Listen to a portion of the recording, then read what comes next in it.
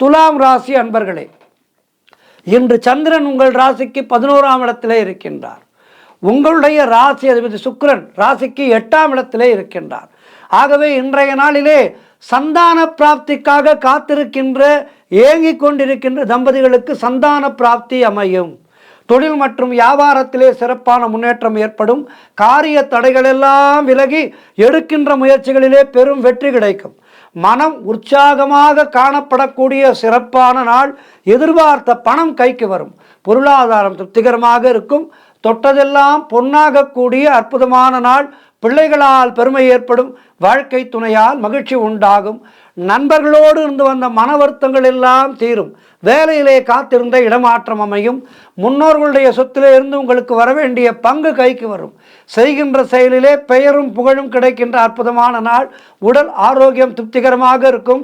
வெளியூர் பிரயாணங்கள் வெற்றியை தரும். மொத்தத்தில் இன்றைய நாள் 6 படை அப்பனை வணங்க வேண்டிய அற்புதமான நாள். வாழ்த்துக்கள்.